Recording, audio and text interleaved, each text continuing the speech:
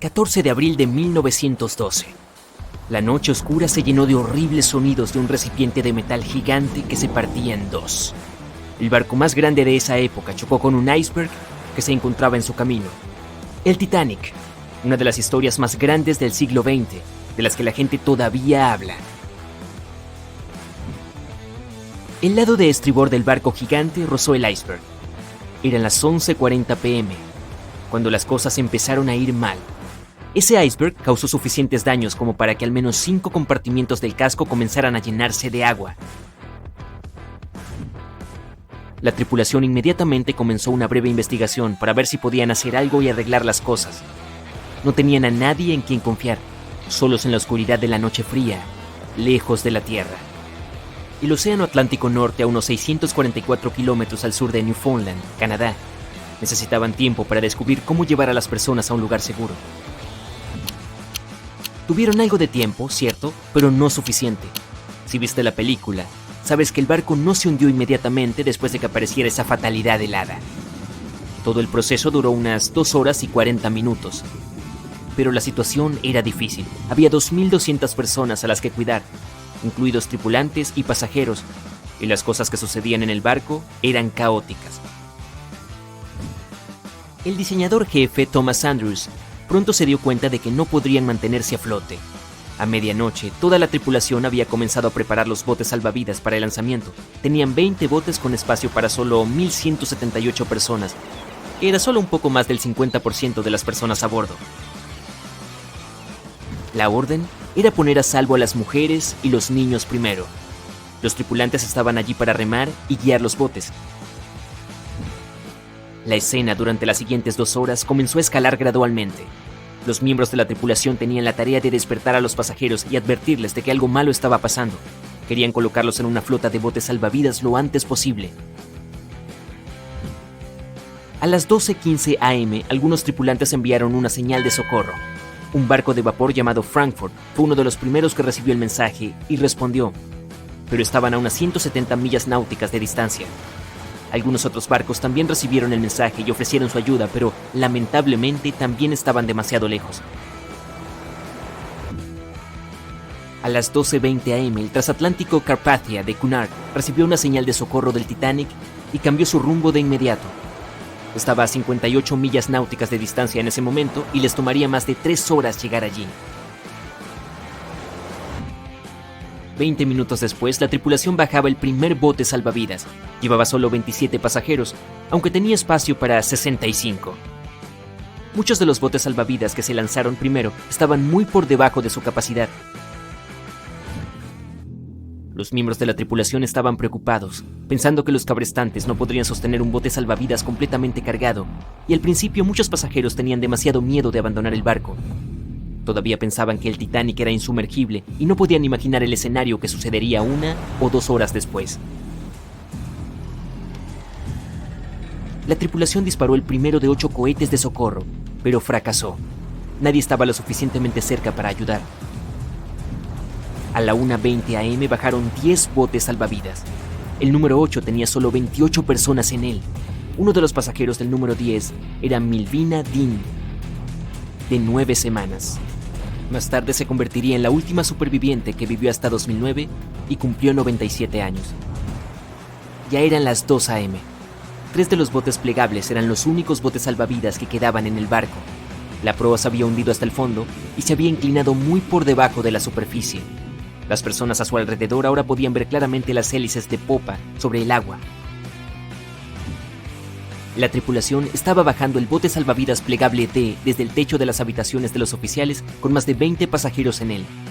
Cuando la proa del barco se hundió, el agua arrastró el plegable A de la cubierta. Esas 20 personas luchaban porque su bote estaba parcialmente lleno de agua. Cuando los miembros de la tripulación intentaron soltar el plegable B, se cayó. Antes de que lo enderezaran, el agua lo barrió del barco. 30 pasajeros lograron encontrar seguridad en el bote salvavidas volcado. A las 2:17 a.m., el operador inalámbrico del barco decidió transmitir una última llamada de socorro. 1 minuto después, la luz del barco finalmente se apagó. El Titanic y todos los que quedaban a bordo se sumergieron en la oscuridad. La proa continuó hundiéndose y la popa se elevaba más sobre la superficie, lo que ejercía una gran presión sobre la sección media. Sonidos horribles llenaban la noche. El Titanic, este enorme barco legendario en el que tanta gente depositaba sus esperanzas y entusiasmo, se partió en dos, entre el tercer y el cuarto embudo. Los informes especularían que la sección de proa tardó unos 6 minutos en llegar al fondo del océano. La popa volvió a sentarse en el agua antes de volver a elevarse a una posición vertical. Permaneció en esta situación hasta que finalmente desapareció en el océano. A las 2:20 am, la popa aparentemente retuvo aire en el interior y la presión del agua la aplastó a medida que bajaba. La popa aterrizó a unos 610 metros de distancia de la proa. La gente consideraba al Titanic como el barco más rápido del mundo. Pensaron que era insumergible porque 4 de sus compartimientos podían inundarse, y eso aún no causaría una pérdida crítica de flotabilidad. Su vida fue problemática desde sus inicios. Mientras el barco salía del puerto, se movió a medio metro de otro barco llamado New York. Se las arregló para pasar de forma segura, lo que fue un gran alivio para todos los pasajeros preocupados que se amontonaban en las cubiertas. El Titanic zarpó el 10 de abril. Su primer viaje fue a través de la altamente competitiva ruta del Atlántico. En la fecha del lanzamiento, el Titanic se convirtió en el objeto móvil más grande en la historia de la humanidad. 269 metros de largo, 28 metros de ancho. No tan grande si lo comparas con los barcos actuales. El crucero más grande del mundo en la actualidad es el Symphony of the Seas de Royal Caribbean, que tiene aproximadamente 5 veces el tamaño del Titanic. Si pones esa nave en posición vertical, sería casi tan alta como el Empire State Building, que mide 380 metros sin antenas. Pero el Titanic fue una gran atracción en su época. En un momento de su viaje, se detuvieron en Francia, luego de lo cual hicieron otra escala en Irlanda. Una vez que los últimos pasajeros abordaron, el enorme barco partió a toda velocidad hacia su destino final, la ciudad de Nueva York. 4 días después del inicio de su travesía, el Titanic no logró desviar su rumbo de un enorme iceberg. La historia que todos conocemos. Solo sobrevivieron 700 personas, y la mayoría eran mujeres y niños. La noche era extremadamente fría. 1 hora y 20 minutos después de que el Titanic se hundiera en el fondo del océano, los sobrevivientes ni siquiera estaban seguros de que alguien viniera a salvarlos. Por fin vieron una luz. Se trataba del Carpathia viniendo hacia ellos. Vinieron por la gente en los botes salvavidas. La tripulación los subió a bordo y sacó del agua a un puñado de pasajeros. Muchos barcos intentaron ponerse en contacto con el Titanic unas horas después de que se hundiera. Sus mensajes nunca fueron devueltos. Más tarde, cuando hubo una investigación sobre lo que realmente sucedió, descubrieron que el transatlántico Californian de Leyland había estado a menos de 32 kilómetros de distancia cuando el Titanic se estaba hundiendo, pero la tripulación no escuchó las señales de socorro provenientes del Titanic porque su operador de radio no estaba de servicio. Países de ambos lados del Atlántico quedaron conmocionados y horrorizados al conocer los detalles de lo ocurrido con el Titanic. Decidieron hacer cambios en las operaciones de los barcos, reglas que ayudarían a evitar tales eventos en el futuro. Celebraron la primera Convención Internacional para la Seguridad de la Vida Humana en el Mar, donde adoptaron reglas para que los barcos tuvieran botes salvavidas para cada pasajero a bordo. Además, los simulacros de botes salvavidas se hicieron obligatorios. También decidieron establecer una patrulla internacional de hielo. Su función principal era monitorear los icebergs en las rutas de navegación del Atlántico Norte. Los barcos también necesitaban mantener una vigilancia por radio las 24 horas. El Titanic no se construyó solo. Debido al tamaño de este magnífico barco y todo el equipo nuevo que requería, habría sido demasiado caro como único barco, por lo que el equipo construyó el Titanic junto con 2 barcos hermanos, y ambos tuvieron vidas llenas de acontecimientos. RMS Olympic llegó primero. Fue lanzado en 1910 y durante todo un año fue el transatlántico más grande del mundo. El Britannic fue otro barco gemelo que navegó durante un tiempo antes de que también terminara en el fondo del océano. Pero solo el Titanic se convirtió en leyenda y en uno de los casos más fascinantes de la historia moderna. Es el 10 de abril de 1912, un soleado día de primavera. Eres uno de los pasajeros de primera clase a bordo del Titanic. Justo cuando el barco está a punto de partir de Southampton, imagina la emoción de todos, el aire fresco de primavera, los sonidos del mar. Estás paseando por la cubierta más alta del Titanic cuando ves varios botes salvavidas. Cuando empiezas a contarlos, recuerdas la capacidad del barco. Es de poco más de 3,000 personas. Espera, ¿hay suficientes botes salvavidas para todos a bordo? Veamos los números. El Titanic podría llevar un total de 64 botes salvavidas. Un número que fácilmente podría haber ayudado a salvar a todos los pasajeros a bordo. El diseñador en jefe, Alexander Carlisle, planeó equipar el barco con 48 botes salvavidas, pero el Titanic terminó con solo 20. El hecho de que este número de botes salvavidas no fuera suficiente para todos los pasajeros no era ilegal en ese momento. Esto se debió a que la cantidad de botes salvavidas requeridos se calculó en función del tonelaje de un barco, no de su capacidad de pasajeros. Hablando del Titanic, esta cantidad de barcos se eligió por razones estéticas, para que las cubiertas lucieran menos atestadas para los pasajeros de élite y clase alta. Después de que se tomó la decisión final sobre los botes salvavidas, Carlisle renunció a su trabajo. Los paseos de los pasajeros por las cubiertas del Titanic eran agradables a la vista, pero ¿valían la pena? En 2012, un siglo después del naufragio, se descubrieron nuevos documentos relacionados con la escandalosa falta de botes salvavidas. Parece que un inspector de seguridad llamado Maurice Clark propuso agregar al menos 10 botes salvavidas 5 horas antes de que el barco zarpara. Pero como los dueños del barco querían salir a tiempo, su petición fue pasada por alto. También se advirtió que, a menos que mantuviera este secreto, sería despedido. En retrospectiva, si los propietarios hubieran seguido su consejo, unas 700 personas más podrían haber sobrevivido esa noche. Los 20 botes salvavidas que realmente llegaron a bordo podrían haber transportado hasta un tercio de los pasajeros, incluso a su máxima capacidad. Pero trágicamente, algunos de ellos se lanzaron al agua con solo 12 personas, cuando podrían haber salvado fácilmente hasta 65 cada uno. Para empeorar el desastre, los miembros de la tripulación del Titanic no estaban debidamente capacitados en el uso del equipo de lanzamiento de botes salvavidas. Es por eso que los botes fueron lanzados lentamente, de manera incorrecta y a veces sin la supervisión adecuada. De los 20 botes, solo 18 se pusieron a flote correctamente. Además, los pasajeros no fueron informados sobre las medidas de seguridad. Un simulacro de botes salvavidas debería haber tenido lugar el 14 de abril, pero el capitán finalmente canceló el evento. Uno de los tantos mitos que rodean al Titanic y su catastrófico final también está relacionado con la falta del número necesario de botes salvavidas. No había ninguna ley marítima en ese momento que dijera que las mujeres y los niños deberían subirse primero. Pero era una costumbre universalmente aceptada en situaciones como un naufragio.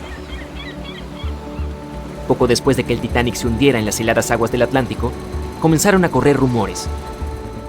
Se decía que algunos hombres desesperados habían recurrido a disfrazarse de mujer en esos momentos finales antes de la medianoche del 14 de abril de 1912. Querían conseguir un lugar en los botes salvavidas. Al mismo tiempo, hay poca o ninguna evidencia de que alguno de los pasajeros masculinos del Titanic haya hecho esto. En cualquier caso, ¿qué pasó con esos 20 botes salvavidas que estaban a bordo del Titanic después de que el barco chocara contra el iceberg? Lo que sí sabemos es que todas estas embarcaciones fueron desplegadas entre las 00:40 y las 2:15 horas, con un total de 718 personas a bordo. Cuando fueron rescatados por el RMS Carpathia alrededor de las 4 a.m. del mismo día, solo quedaban con vida 705 personas. La tripulación del RMS Carpathia tardó más de 4 horas y 30 minutos en recoger a todos los pasajeros y 13 de los botes salvavidas. Esto fue todo lo que se le permitió llevar al barco de rescate. El resto de los botes, ahora vacíos, quedaron a la deriva en el mar. Los que sí fueron rescatados, luego fueron devueltos a White Star Line, la compañía naviera británica que operaba el Titanic. Curiosamente, después de ser devueltos, parecen haber desaparecido de los registros oficiales. La última imagen jamás tomada de los 13 botes salvavidas supervivientes fue cuando los descargaban en el puerto de Nueva York. Triste e irónicamente, allí es donde se suponía que el Titanic estaría el 18 de abril de 1912. A los botes salvavidas se les retiraron sus placas de identificación del Titanic o de cualquier otra marca que pudiera haberlos vinculado al barco. Algunas fuentes afirman que los botes finalmente fueron destruidos. Pero, ¿esto realmente era la verdad? El destino de un bote salvavidas en particular ha sido fuente de mucho debate. El bote plegable A el último en abandonar el barco, fue recuperado por el RMS Oceanic un mes después del accidente. En ese momento estaba a unos sorprendentes 322 kilómetros del lugar donde se había hundido el Titanic. Además, en el barco había un anillo de matrimonio grabado con las palabras Edward to Gerda. Un triste mensaje para una pareja que se perdió en el mar después de lograr escapar del Titanic que se hundía. Posteriormente identificados como Edward y Gerda Lindell, la pareja viajaba de Suecia a los Estados Unidos para mudarse. Algunas historias afirman que el señor Lindell, de hecho, llegó al bote plegable A, pero su esposa no tuvo tanta suerte. Ninguno fue visto nunca más, y el anillo de bodas finalmente fue enviado al padre de Gerda. La recuperación del bote plegable A se registró tanto en fotografías tomadas por la tripulación a bordo del RMS Oceanic, como en un relato detallado escrito a mano por un compañero de viaje. Afirmaron que el bote salvavidas se parecía más a un trozo de madera arrastrado por las olas que a un bote. Y el primer bote salvavidas que partió del Titanic fue el bote salvavidas número 7. Fue apodado el bote salvavidas de los millonarios. Se rumorea que los 12 pasajeros a bordo podrían haber sobornado a la tripulación para remar hacia un lugar seguro, en lugar de permitir que otros lo usaran. En 2015, algunos de los artículos recuperados de este bote, incluidos un menú de almuerzo, un boleto y una carta de uno de los pasajeros, fueron vendidos por hasta $70,000 por un subastador de Nueva York. Poco después de la catástrofe del Titanic, se hizo obligatorio que todos los barcos estuvieran equipados con suficientes botes salvavidas para transportar a los pasajeros y a la tripulación. Es más probable que los botes salvavidas del Titanic, siendo un equipo relativamente nuevo en ese momento, fueran reacondicionados para ser usados en otros barcos, como el RMS Olympic, que era el hermano mayor del Titanic. Algunos de ellos pueden haber sido vendidos a colecciones privadas o incluso dejados para pudrirse. Después de todo, se consideraban una fuente de mala suerte y la mayoría de la gente no estaba dispuesta a volver a utilizarlos en otros barcos. Por desgracia, toda la información sobre su paradero es difícil de confirmar ahora. Nunca se dio ninguna declaración oficial de los propietarios de los botes salvavidas después de su rescate. Pero aunque no parece haber quedado nada de los botes originales, existen algunas réplicas de tamaño completo en exhibición en museos en Falmouth, Inglaterra, y en Belfast, Irlanda del Norte. Uno de los pocos botes salvavidas supervivientes de White Star Line no pertenecía, de hecho, al Titanic, pero tenía una sorprendente conexión con el barco. Este bote restaurado es el salvavidas 6 del RMS Oceanic, que ayudó a recuperar el bote salvavidas plegable C del Titanic. Se decía que era propiedad de un coleccionista privado, pero al igual que los botes salvavidas del Titanic, no sabemos nada sobre su ubicación hoy en día.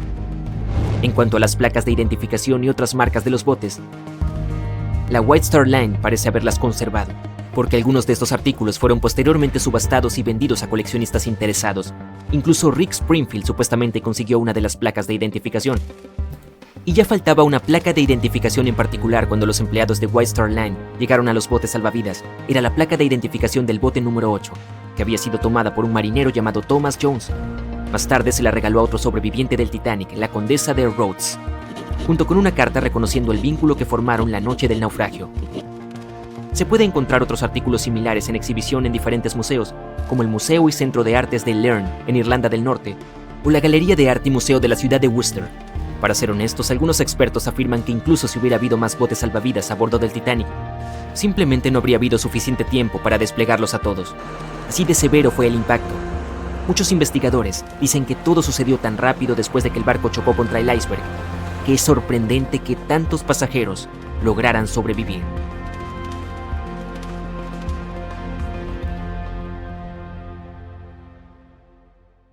La noche era oscura y aterradora. Unos cientos de personas estaban sentadas en botes salvavidas sin saber qué pasaría después o cómo serían sus vidas a partir de ese momento. Todo lo que sabían era que el barco gigante en el que habían estado navegando solo un par de horas antes había desaparecido frente a sus ojos. Estaban solos, esperando ayuda. ¿Vendría alguien? No sabían si el resto de los botes que viajaban relativamente cerca de ellos habían escuchado su llamada de auxilio. No había nada más que hacer sino esperar. El Titanic, un iceberg y una noche, 14 de abril de 1912. Es uno de los hechos más famosos de la historia moderna, del que todo el mundo habla incluso ahora, más de 100 años después. Los 16 botes salvavidas a bordo solo podían acomodar a un poco más del 50% del número total de pasajeros que iban a bordo. Y muchos de ellos estaban medio vacíos. En uno de esos botes iba una pequeña de 2 meses, Milvina Dean, la pasajera más joven a bordo del barco. Sus padres habían decidido dejar Inglaterra porque querían construir una vida mejor en los Estados Unidos. Su padre tenía familia en Kansas y esperaba que pudieran iniciar su propio negocio allí. La familia Dean en realidad no eligió estar a bordo de este transatlántico legendario, pero debido a una huelga de carbón, los trasladaron allí, por lo que abordaron en Southampton como pasajeros de tercera clase. El padre de Milvina sintió el momento en el que el barco chocó contra el iceberg durante esa noche fría y aparentemente pacífica. Inmediatamente subió a investigar. Cuando vio que la gente estaba en pánico y que los miembros de la tripulación estaban dando advertencias sobre el peligro real de la situación, corrió a su cabina para buscar a su esposa. Le dijo que vistiera a los niños y que subiera rápidamente a la cubierta. Los tripulantes dieron la orden de preparar los botes salvavidas y empezar a trasladar allí primero a mujeres y niños. Era una oportunidad para que al menos algunos miembros de la familia se pusieran a salvo. Milvina, su madre y su hermano se subieron al bote salvavidas número 10. De los 706 tripulantes y pasajeros que lograron escapar del barco que se hundía, ellos estuvieron entre los primeros. Más tarde, el transatlántico llamado Carpathia escuchó su llamada de ayuda, vino por los pasajeros y los llevó hasta Nueva York. Su padre desafortunadamente se quedó atrás y no logró salvarse. Milvina creció en Ashurst, Inglaterra, un lugar que no estaba lejos de donde había zarpado el barco. Pasó su vida trabajando como secretaria y asistente en pequeñas empresas en Southampton. Y nunca se casó. Milvina solía decir que no hablaba del asunto del Titanic porque no recordaba nada al respecto, por lo que no quería que la gente pensara que solo estaba llamando la atención. Pero en 1985, un equipo franco-estadounidense se reunió y localizó los restos del Titanic. Estaban alrededor de 600 kilómetros al este de Mistaken Point, Newfoundland, en aguas que tenían más de 3 kilómetros de profundidad. Fue entonces cuando confirmaron que el barco se había partido en dos. Durante décadas, la gente creyó que la nave se había hundido en una pieza. Pensaron que el único daño significativo era el que había sufrido el casco por su contacto con el iceberg. Pero en realidad, se partió justo entre su tercer y cuarto compartimiento. Ocurrió poco antes de que el barco desapareciera bajo la superficie del agua. Y todo, desde el momento en que chocaron contra el iceberg, duró cerca de 2 horas y 40 minutos. Hasta que este equipo de investigadores encontró los restos del naufragio, la gente no recordaba lo sucedido con el Titanic. En el último año de su vida, Milvina vendió algunas de las posesiones de su familia en una subasta para pagar su estadía en un hogar de ancianos. Los artículos que vendió también incluían una maleta llena de ropa que su familia recibió cuando llegaron a los Estados Unidos y cartas de compensación que su madre recibió del Titanic Relief Fund. Las cartas de compensación describen la ayuda financiera que recibieron ciertos pasajeros que habían perdido a sus seres queridos. Vivió hasta los 97 años, cuando contrajo neumonía. Fue la más joven de las 705 personas que sobrevivieron al desastre. El Titanic era el barco más grande del mundo. Como era tan grande, algunos pensaron que la embarcación debería haber tenido 4 chimeneas de escape, pero Thomas Andrews, el hombre que diseñó el barco, creía que solo eran necesarias 3.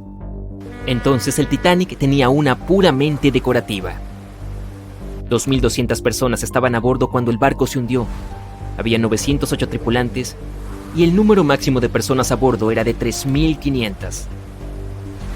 Como probablemente viste en la película, había diferentes clases de pasajeros. La riqueza total estimada de los que iban en primera clase era de unos $500 millones, y los investigadores estimaron que objetos por valor de 6 millones se hundieron en el fondo del océano junto con el barco. En primera clase, este transatlántico era un lugar de lujo. Tenía 4 restaurantes, 2 bibliotecas, 2 peluquerías, salas de lectura y un cuarto oscuro fotográfico a bordo. También había una piscina climatizada, pero solo los pasajeros de primera clase podían usarla, al precio de un chelín por vez. El barco también tenía baños turcos y baños eléctricos, y los pasajeros podían usar cada uno por 4 chelines. El costo de construir este enorme barco fue de $7,5 millones, pero eso fue en 1912. Hoy serían cerca de 200 millones.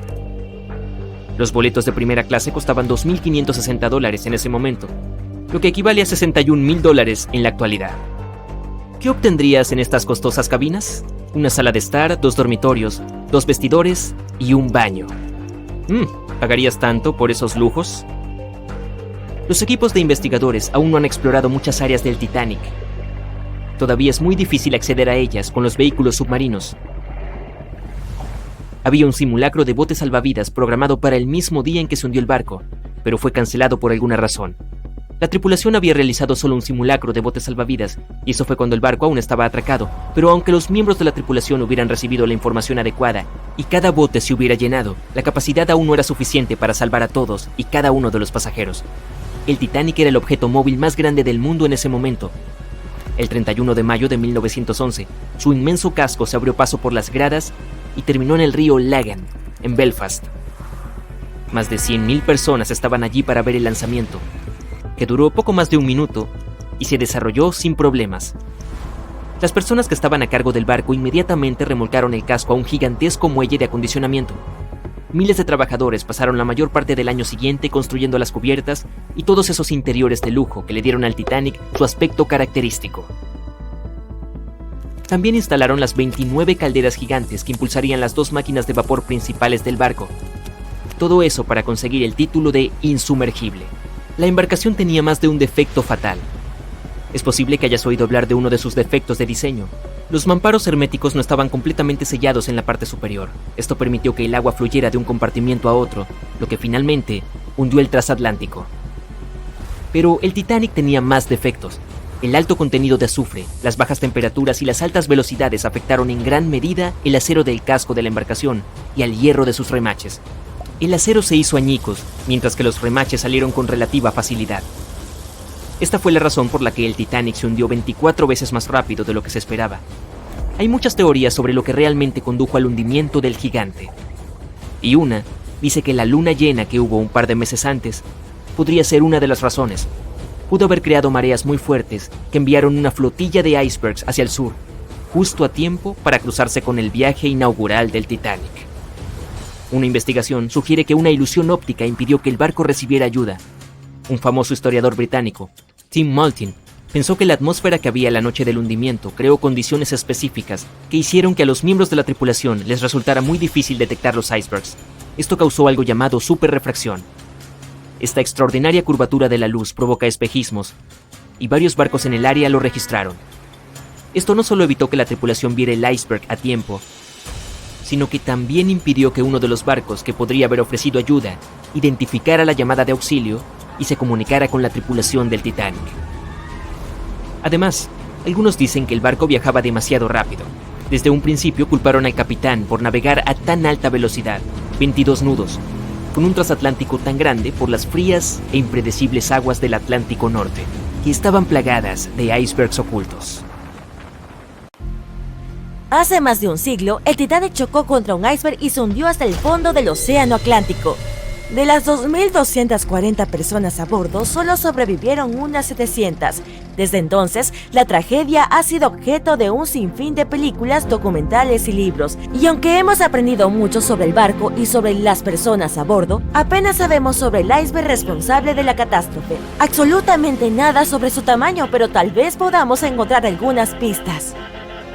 El Titanic fue construido por White Star Line como parte de su nueva flota de transatlánticos de pasajeros. En ese momento era el barco más grande jamás construido y estuvo a la altura de su nombre. El barco tenía 270 metros de largo, equivalente a 2 campos de fútbol y medio colocados de punta a punta, y 53 metros de alto, lo que equivale a cerca de 10 jirafas una encima de la otra. Solo desde la línea de flotación hasta la cubierta, la nave tenía 18 metros de altura, cerca de la altura de un edificio de 4 pisos. El Titanic era lo suficientemente grande como para tener cafés con terraza, un restaurante, una sala de lectura y escritura, un baño turco, un gimnasio y canchas de squash. Incluso había espacio para una piscina. El transatlántico podría transportar un total de 3.300 personas, incluidos 2.435 pasajeros y 900 tripulantes. Aunque el lujo era importante, la seguridad era primordial. El Titanic había sido diseñado para tener 16 compartimientos estancos debajo de su cubierta. Si el casco se viera comprometido de alguna manera en un accidente, hasta 4 de estos compartimientos podrían llenarse de agua, mientras que los 12 restantes mantendrían la nave a flote. Philip Franklin, vicepresidente de White Star Line, afirmó que esto era lo que hacía que el barco fuera verdaderamente extraordinario. Se cree que el hombre dijo: "No hay peligro de que el Titanic se hunda, el barco es insumergible y los pasajeros no sufrirán más que molestias". Estaba muy equivocado. El Titanic partió de Inglaterra para su primer y último viaje el 10 de abril de 1912 y se necesitó un solo iceberg para hundir este poderoso barco.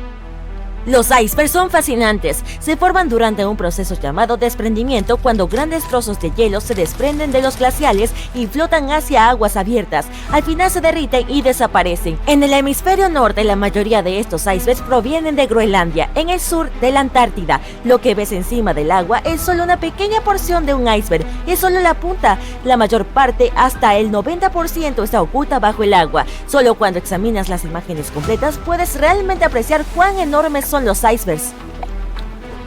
Es la parte del iceberg que no se puede ver la que suele ser más peligrosa. Debajo de las olas hay bordes irregulares por todas partes. Si un barco se acerca demasiado, puede recibir graves daños en el casco. Y no solo hay que tener cuidado con los grandes icebergs, los más pequeños, que son más difíciles de detectar, pueden resultar igual de peligrosos. Un gruñidor, por ejemplo, mide menos de 2 metros de largo y solo un poco más de 1 metro sobresale del agua. El Bergy Beat, algo más grande, tiene menos de 4 metros. Los peligros de los icebergs eran bien conocidos cuando zarpó el Titanic. En 1901, el Islander viajaba por el pasaje interior hacia Alaska, chocó contra un iceberg y se hundió inmediatamente. En esa oportunidad, 138 de las 178 personas a bordo lograron llegar a un lugar seguro. En ese entonces no había ningún equipo especial para detectar icebergs. La mejor herramienta eran los ojos. Desde un punto de vista especial sobre el barco llamado el Nido del Cuervo, 2 miembros de la tripulación tenían que mirar hacia el océano y estar atentos a posibles peligros. El Nido del Cuervo estaba ubicado en la parte delantera del barco, a 15 metros sobre la cubierta. Estaba unido al mástil. Desde esta altura, una persona tenía una buena vista del océano. Si veían algo sospechoso, podían tocar una gran campana para hacer sonar la alarma. Posteriormente comenzó a utilizar su teléfono especial para avisar de cualquier peligro. Pero imagina cuán horrible era este trabajo, especialmente la noche en que se hundió el Titanic. El Nido del Cuervo no era una habitación cálida y acogedora rodeada de ventanas, era como una gran tina abierta y expuesta a los elementos. El 14 de abril de 1912, la temperatura del aire era de alrededor de 4 grados centígrados, que es cercana al punto de congelación. Con el barco moviéndose a unos 23 nudos, más de 42 kilómetros por hora, los marineros deben haber sentido ese aire gélido presionando contra cualquier parte de la piel expuesta. Lo único bueno del trabajo era que el turno solo duraba 2 horas.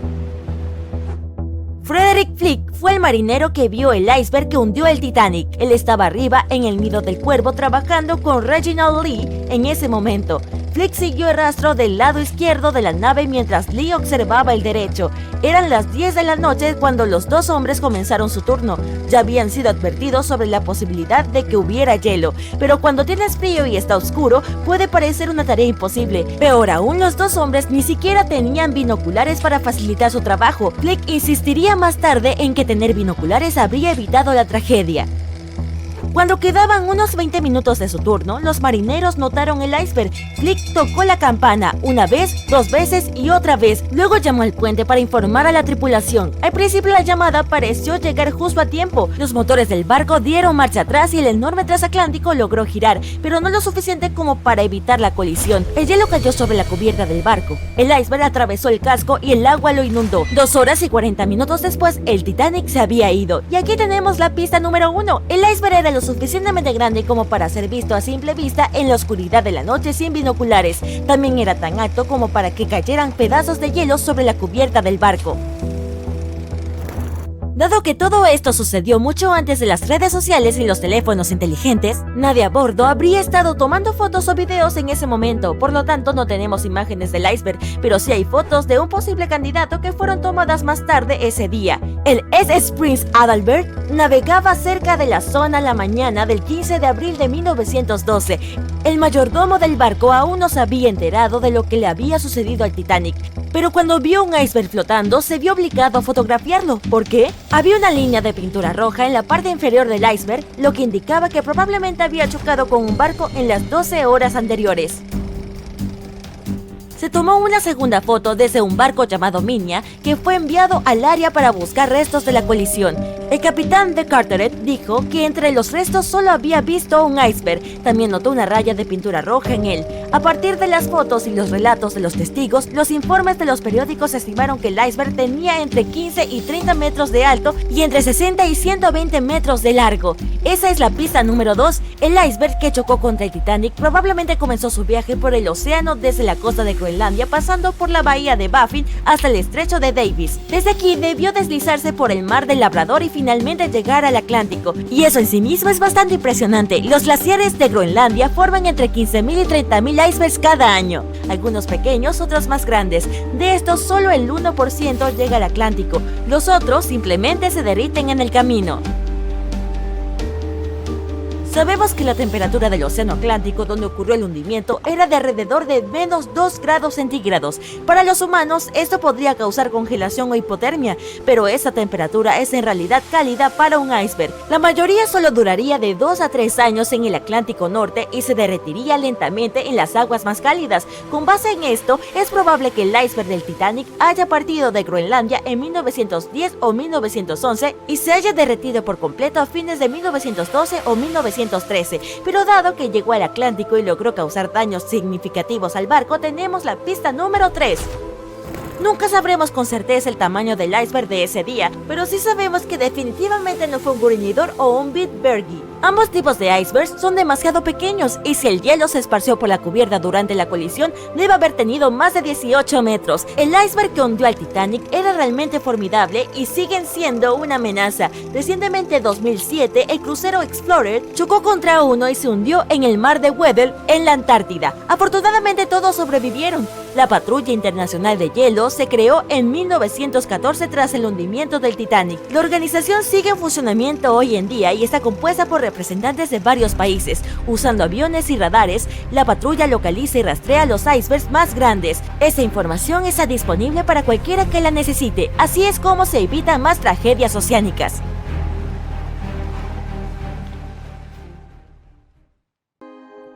El 10 de abril de 1912, el RMS Titanic zarpó de Inglaterra. Pero esa no era la presentación de un barco normal. El Titanic fue el transatlántico más grande jamás construido en ese momento. Tenía 270 metros de largo, casi el tamaño de 3 campos de fútbol. Y medido desde el casco hasta la parte superior de las chimeneas, el barco tenía una impresionante altura de 53 metros. Ese es el tamaño de un edificio de 17 pisos. Considerado insumergible, se necesitaron 3.000 trabajadores durante casi 3 años para construirlo. Pero apenas 4 días después de su primer viaje, a las 11:40 p.m., chocó con un iceberg y se perdió bajo las olas del océano Atlántico. El barco tardó solo 2 horas y 40 minutos en hundirse. Y de los más de 2.200 pasajeros y tripulantes a bordo, solo sobrevivieron 706. El naufragio permaneció perdido durante otros 73 años, ocultando sus muchos secretos dentro de las gélidas aguas del Atlántico. Y si no fuera por un hombre cuya vida entera la había dedicado a explorar el mar, el barco gigante podría haber permanecido perdido por mucho más tiempo. Ese hombre era Robert Ballard. De niño, Ballard estaba obsesionado con el océano. Esta fascinación comenzó cuando solo tenía 12 años.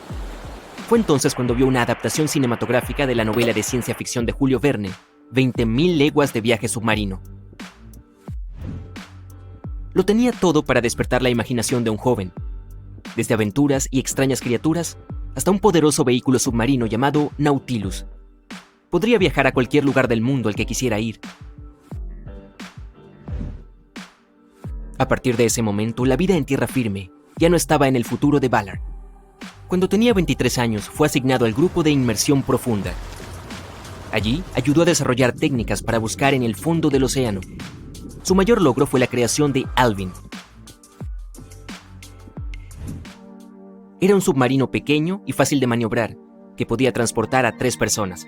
También presentaba un brazo mecánico externo, diseñado para recolectar muestras bajo el agua, mientras la tripulación permanecía segura y seca en el interior. El submarino Alvin rápidamente demostró ser útil para una variedad de tareas. Por ejemplo, una vez se utilizó para rastrear un avión que se había estrellado en el mar. Pero el submarino experimentó una serie de contratiempos. En un caso, fue atacado por un pez espada. lo que provocó que resurgiera rápidamente. El animal, aún atrapado en la parte exterior del submarino, se convirtió en la cena de esa noche. Y en octubre de 1968, el submarino estaba siendo sumergido en el agua cuando los cables que lo sujetaban se rompieron, enviándolo al fondo del océano junto con 3 miembros de la tripulación a bordo. Y debido a que el pequeño aparato todavía estaba abierto, inmediatamente se llenó de agua y rápidamente comenzó a hundirse. Afortunadamente, la tripulación logró escapar, pero Alvin ya no estaba. El mal tiempo obstaculizó múltiples intentos de recuperar la embarcación. No fue hasta el año siguiente que finalmente fue devuelto a la superficie. Con el tiempo, Alvin mejoró. Su casco fue fortalecido con titanio, lo que le dio una calificación de profundidad más alta, haciéndolo aún más adecuado para la exploración oceánica. El submarino especializado sería útil en muchas de las más de 100 expediciones de Ballard. El hombre fue uno de los primeros en explorar una cadena montañosa submarina, llamada Meseta Mesoatlántica en el Océano Atlántico. Cuando encontró respiraderos térmicos en el Rift de Galápagos a finales de los años 70, ayudó a descubrir y documentar el proceso de quimiosíntesis. Esa es una síntesis química complicada de la energía de los alimentos por parte de las bacterias. Pero su mayor descubrimiento aún estaba por llegar. Ballard afirmó que nunca había sido un fanático del Titanic, pero eventualmente se obsesionó con encontrar el barco, después de ver a otros exploradores intentarlo y fallar. Como él dijo, el Titanic era claramente el gran monte Everest en ese momento. Muchos otros lo habían intentado, muchos que pensé que habrían tenido éxito o que deberían haberlo tenido, pero no lo lograron. Ballard comenzó a pensar en encontrar el barco ya en 1973. Y 4 años después, lo intentó. Usó el buque de salvamento de aguas profundas Seaprobe, que era un buque de perforación equipado con cámaras y sonar. Pero se vio obligado a rendirse cuando se rompió la tubería de perforación. Simplemente no era su momento. A principios de los años 80, un petrolero de Texas llamado Jack Grimm intentó encontrar los restos del naufragio en 3 ocasiones diferentes. Una vez, Grimm estaba justo sobre el Titanic, pero su equipo no pudo detectarlo. Eso es lo que llamamos mala suerte extrema. Ballard solo estaba esperando su momento. Necesitaba un plan y algo de ayuda. El primer problema fue llegar al fondo del Atlántico. Lo más abajo que había viajado antes era 6.100 metros, y este viaje le llevó 3 horas, y eso no incluía el camino de regreso. Ballard sabía que podía usar a Alvin, ya mejorado con un casco de titanio para soportar la presión del océano. Pero también necesitaba algo que no requiriera que él viajara allí. Un submarino a control remoto, sin piloto, sería ideal.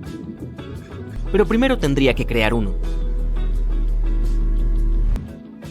Se acercó a las autoridades con la esperanza de que proporcionaran fondos para su proyecto, y aunque los funcionarios no tenían interés en el Titanic, estaban dispuestos a ayudar. Pero había trampa. Ballard primero tuvo que concentrarse en rastrear 2 submarinos, el Treasure y el Scorpion, que se habían hundido en el fondo del Atlántico en la década de 1960. Las autoridades esperaban estudiarlos para averiguar por qué se habían hundido. También querían saber si podían recuperarse o si era seguro dejarlos en el fondo del océano.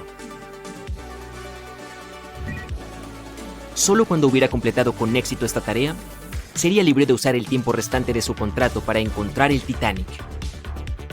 Sin otras opciones de financiación, Ballard aceptó la oferta. Se puso a trabajar. Primero, creó 2 nuevos dispositivos. Argo era un trineo submarino de profundidad con cámara de video sin piloto. Fue diseñado para tomar fotos y grabar videos con una serie de cámaras montadas en él. Podría funcionar a profundidades de hasta 6.100 metros y también podría explorar casi el 98% del fondo del océano. Se suponía que Argo estaba atado a un bote. A medida que el bote se movía, Argo sería arrastrado detrás, flotando justo sobre el fondo del océano. La cámara luego transmitiría imágenes a la superficie. El segundo dispositivo era un pequeño vehículo robótico llamado Jason Jr. También se controlaba de forma remota, lo que permitía a la tripulación dentro de un submarino como Alvin acercarse y fotografiar objetos submarinos. Ballard ya estaba listo. Sabía que tenía que encontrar esos submarinos rápidamente, y no le tomó mucho tiempo. Para su alivio, La búsqueda fue relativamente simple y pudo cumplir con sus obligaciones con 12 días de margen. Con casi 2 semanas para dedicarse a encontrar el Titanic, se dispuso a explorar el océano. Enfocó la búsqueda cerca de Terranova, Canadá, arrastrando a Argo por el fondo del océano y revisando las imágenes que recopiló. Y después de unos días sin nada, finalmente encontraron placas de casco, remachadas y una caldera. ¿Podría ser esto? Al día siguiente se reveló la gran proa de un barco. El 1 de septiembre de 1985, Ballard y sus compañeros de tripulación se dieron cuenta de que finalmente habían encontrado el famoso barco. El descubrimiento resultó en una mezcla de emociones. Ballard estaba emocionado de ser el primero en encontrar el lugar de descanso final del Titanic, pero también estaba abrumado por el sentimiento de dolor por aquellos que habían sufrido cuando el barco se hundió. Durante los siguientes 4 días, la tripulación exploró los restos del naufragio. Encontraron el nido del cuervo, desde donde se había visto por primera vez el iceberg. Además, finalmente hubo evidencia de cómo el enorme barco se había partido en 2 antes de hundirse, y se encontraron ambas mitades del barco. Había muebles y vajillas, y lamentablemente, varios zapatos de cuero de los que no habían llegado a un lugar seguro estaban esparcidos por el fondo del océano. Ballard tuvo éxito donde otros fracasaron y se convirtió instantáneamente en una celebridad en todo el mundo. Uno pensaría que ubicar el Titanic sería suficiente para un hombre, pero no para Ballard. En 2019, asumió el reto de resolver otro misterio: la desaparición de Amelia Earhart. Earhart había intentado ser la primera mujer en volar alrededor del mundo. Desafortunadamente, desapareció en algún lugar sobre el Océano Pacífico en 1937. Ni ella ni su avión fueron encontrados. Ballard esperaba que su suerte con el Titanic lo ayudara a encontrar dónde se había hundido Earhart, pero su expedición no pudo encontrar nada. Y aunque Robert Ballard ha encontrado más naufragios que nadie, es solo la punta del iceberg. Se estima que hay más de 3 millones de naufragios en el océano y Ballard solo ha localizado 100 de ellos. Ahora, con más de 70 años, el hombre espera alentar a los jóvenes a continuar con su trabajo de exploración del océano y sus muchos misterios. En 1989 comenzó Jason Learning Project para inspirar a los estudiantes de primaria a dedicarse a las ciencias, tecnología, la ingeniería y las matemáticas. Y también tiene su propio barco de investigación llamado E.V. Nautilus, por el nombre del submarino en la novela de Julio Verne. Un merecido homenaje a la historia que inspiró su carrera. Era 12 de septiembre de 1990. En aquellos tiempos, mucho antes de la mensajería instantánea y las llamadas por Zoom, una niña buscaba amigos por correspondencia. Zoe estaba a bordo de un barco de Inglaterra a Bélgica, de vacaciones con sus padres. Tenía solo 10 años en ese momento, pero era una colegiala muy inteligente. Tomó un pedazo de papel y comenzó a juntar algunas palabras. Se presentó y luego escribió que le gustaba el ballet, tocar la flauta y el piano. Por supuesto, no pudo evitar mencionar a sus 2 adoradas mascotas, un pequeño hámster, el que llamó Sparkle, y su pez, Speckle. También anotó la dirección en la que se le podía localizar en caso de que alguien estuviera interesado en responderle. Pero por desgracia, ella estaba en el mar. ¿A quién podría enviarle este mensaje? Una idea interesante vino a su mente. Con cuidado, colocó su carta en una botella de plástico, cerró bien la tapa para protegerla del agua y la arrojó al mar. La emoción de la niña se desvaneció con los años, ya que no recibió una respuesta. Tal vez la botella se había atascado en alguna parte, tal vez había sido tragada por alguna criatura marina grande y aterradora, o tal vez el agua había atravesado la tapa de plástico y destruido el mensaje. Muchos años después, en Navidad, se recibió una carta para Zoe en casa de sus padres con su apellido de soltera. El sello postal indicaba que el mensaje era de Europa. Era de una pareja holandesa, Piet y Jacqueline Latour, que habían encontrado su botella y fueron muy amables al responder. Señalaron que la habían hallado entre los escombros arrojados a la orilla por el mar. La carta de Zoe había estado varada durante la asombrosa cantidad de 23 años en el mar y viajó más de 563 kilómetros para llegar a su destino final, cerca de Rotterdam, en los Países Bajos. Es todo un viaje para una pequeña botella de plástico. Una historia similar a la de Zoe es la extraña conexión entre 2 pequeños. Un niño alemán llamado Frank Usbeck estaba en un barco que viajaba a Dinamarca cuando tuvo la misma idea que Zoe. Tenía 5 años cuando armó un mensaje y lo arrojó a lo desconocido. Corría el año 1987. Recibió su respuesta años después cuando tenía 29 años. Su carta, al igual que la que Zoe enviaría un par de años después, llevaba 24 años en el mar. Su mensaje fue encontrado por un niño llamado Daniel Korokik, mientras paseaba con sus padres por el Curonian Spit, cerca del mar Báltico. Daniel tuvo suerte de que su padre supiera suficiente alemán para traducir el mensaje. Los amigos improbables finalmente se conocieron a través de una videollamada en 2011. Sin embargo, no todas las historias de mensajes en una botella se han podido explicar. En 2013, un surfista croata se encontró con una botella dañada cerca del mar Adriático. El mensaje que contenía databa de 1985 y era de un hombre llamado Jonathan. El remitente estaba ansioso porque su carta llegara a una mujer llamada Mary y también expresó su entusiasmo porque ella respondiera. Dado que la carta supuestamente se envió desde Nueva Escocia, la botella tuvo que haber viajado 6.000 kilómetros. El mensaje partió del Océano Atlántico, ingresó al mar Mediterráneo y llegó a las costas del Adriático en Croacia. Las identidades de John y Mary nunca fueron descubiertas. También hay mensajes en una botella con maravillosas historias de amor para compartir. Este fue el caso de Akei y Paulina Wyking. Cuando Akei, un marinero sueco solitario, colocó una carta en una botella y la arrojó al mar Mediterráneo, no tenía idea de que el trozo de papel eventualmente llegaría a su futura esposa. Esto fue a principios de la década de 1950. La botella fue encontrada por un hombre italiano que se inspiró lo suficiente como para dársela a su sobrina Paulina. Después de un año de intercambio de cartas de ida y vuelta, Akei y Paulina finalmente se conocieron y se casaron.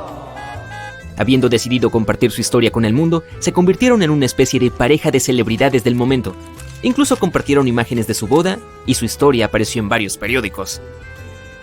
Este afortunado evento inició un movimiento entre los jóvenes que buscan el amor, aumentando la cantidad de mensajes que se lanzan al mar en busca de un final de cuento de hadas.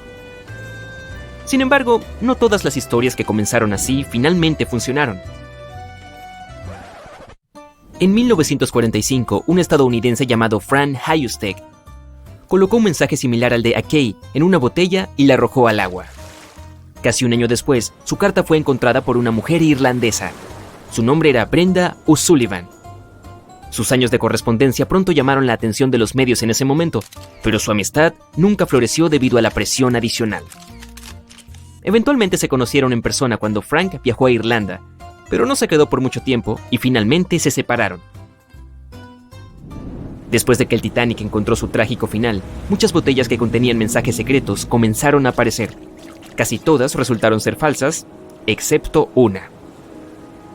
Años después de que el Titanic se hundiera en las heladas aguas del Atlántico, se encontró una botella en las costas irlandesas. Supuestamente era de un hombre llamado Jeremiah Burke, y hasta el día de hoy se considera que es el único mensaje genuino en una botella que salió de ese barco. El papel simplemente decía el nombre del remitente y la ubicación. El Titanic, acompañado de la palabra adiós. Dado que la fecha se ha borrado, es difícil estimar si la nota se envió antes o después de que éste chocara contra el iceberg. Sin embargo, el pensamiento general es que, dado que Jeremiah buscaba mudarse a los Estados Unidos, simplemente estaba enviando sus últimos saludos simbólicos a su familia y amigos en Irlanda. Esta forma simple de conocer y a veces mantener correspondencia con la gente se ha convertido en un pasatiempo para un hombre de una provincia canadiense llamada Isla del Príncipe Eduardo, ubicada al este del estado estadounidense de Maine. Este hombre, Harold Hackett, afirma haber enviado más de 4.000 botellas al Océano Atlántico desde 1996. También afirma haber recibido muchas respuestas de todo el mundo, incluidas cartas de personas de países de Europa como Francia y Alemania, pero también de las Bahamas o incluso de África. Este pasatiempo poco común le da como resultado cerca de 150 tarjetas de Navidad de sus amigos por correspondencia cada año. Hasta el día de hoy se niega a colocar su número de teléfono en ninguna de sus cartas. De esta manera se asegura de que si alguna vez la gente quiere contactarlo, la única forma de hacerlo sea a través de una carta escrita. También averiguó los mejores momentos para arrojar los mensajes al agua, en función de la dirección de los vientos y las corrientes. Ahora, algunas botellas de vidrio pasan toda su vida en el mar después de ser arrojadas por su remitente. Fue el caso de un hombre británico que escribió un mensaje y lo colocó en una botella antes de tirarla al Canal de la Mancha en 1914. Su nombre era Thomas Hughes y quería dirigir el mensaje a su esposa. Pero fue lo suficientemente educado como para escribir una carta a quien quiera que haya puesto sus manos en la botella primero, pidiéndole que redirija la carta hacia el lugar correcto. La botella no llegó a su esposa, sino que fue encontrada 85 años después en la costa de Essex. El hombre que tropezó con la botella tuvo la amabilidad de comunicarse con la familia y le entregó el mensaje a la hija de Thomas. Y 85 años no es el tiempo más largo que una botella pequeña ha pasado en el agua. Un científico llamado Hunter Brown estaba estudiando las corrientes en el Mar del Norte cuando se le ocurrió esta idea. Colocó el mismo mensaje en casi 2,000 botellas y le pidió al desconocido destinatario que respondiera con la ubicación de su descubrimiento. Pensó que este método lo ayudaría a comprender mejor el diseño de las corrientes del Mar del Norte. Se encontró una botella a unos 37 kilómetros de su ubicación original, después de 97 años. Hasta el día de hoy, más de 300 de las botellas relacionadas con el proyecto de Hunter Brown finalmente llegaron a una orilla. Pero no todos los mensajes que se encontraron en botellas fueron respondidos a través de cartas. Oliver Vanderbilt arrojó una botella que contenía una carta en la costa inglesa mientras estaba de vacaciones con su familia. Tenía 14 años en ese momento. 33 años después, una mujer en Facebook afirmó que había recibido su mensaje y lo había buscado en las redes sociales. Al principio apenas recordaba haber colocado la carta en la botella, pero finalmente lo recordó todo, incluso el hecho de que selló la botella con cera de vela para asegurarse de que no entrara agua en ella. Y luego está Cristina Aguilera y su botella. No, espera, la suya es sobre un genio en una botella, ¿no? Ok, no importa. Corría el año 1854 y el SS Arctic, el transatlántico de pasajeros más rápido de su época, partía para cruzar el Atlántico. Mientras navegaba a través de la bruma, desapareció lentamente hacia lo desconocido. Collins Line era una compañía naviera estadounidense que se fundó en 1818 y comenzó a comerciar en el transporte transatlántico en 1835. Sus barcos de vapor cruzaban el Atlántico desde Liverpool hasta Nueva York en solo 10 días. No parece muy rápido hoy, lo sé, pero en aquel entonces el mismo trayecto les tomaba a otros barcos varias semanas. Ligeros en el agua con sus cascos de madera, propulsados por una potente máquina de vapor, esos barcos eran la opción favorita de muchas personas de alto perfil. ¿Qué podría salir mal con una nave tan avanzada?, pensaban. Esto me recuerda a otro barco que todos creían que era insumergible. Pero bueno, volvamos a la línea Collins. Llegó a ser un verdadero líder en las rutas transatlánticas con solo otro competidor, Cunard's Line. Era una compañía británica que también aspiraba a ser la fuerza principal a través del paso del Ártico. En 1835, la compañía recibió un nuevo barco que viajó a Liverpool y regresó a Nueva York con el mayor cargamento jamás visto hasta ese momento. A partir de entonces, la línea Collins fue creciendo cada vez más. Parecía que solo le esperaban grandes éxitos. Desafortunadamente, sus lujosos barcos se volvieron muy costosos por la cantidad de carbón que usaban. La enorme fuerza de los motores, sumada a los débiles cascos de madera, hacía que requirieran muchas reparaciones después de cada viaje. Entonces, cada traslado terminaba siendo muy costoso, pero como los barcos eran seguros y tenían una gran reputación, la gente estaba dispuesta a pagar el precio y la empresa no entró en crisis. Habían logrado algo que nadie había conseguido antes. Como dije, sus barcos cruzaban el Atlántico en 10 días, y Edward Collins, el dueño, estaba muy decidido a mantener el ritmo. Sus 5 barcos superaban a la flota de Cunard, de solo 3. Este gran adelanto le brindó más atención. Aunque los barcos de Cunard eran más lentos con sus cascos de hierro, todavía daban ganancias, sin importar cuán lento navegaran. Entre los barcos de Collins, el Arctic, el tercero en ser lanzado, era el más grande, con 86 metros de largo y 2 motores de vapor de palanca lateral, cada uno con 1000 caballos de fuerza. Las ruedas de paletas hacían 16 revoluciones por minuto cuando estaban a toda velocidad. En el momento de su lanzamiento, la prensa lo llamó el buque más estupendo jamás construido en los Estados Unidos. Pero el glamour y la fama no pudieron evitar lo que vendría después. El 27 de septiembre, el Arctic estaba en su viaje de Liverpool a Nueva York, atravesando la espesa niebla a gran velocidad.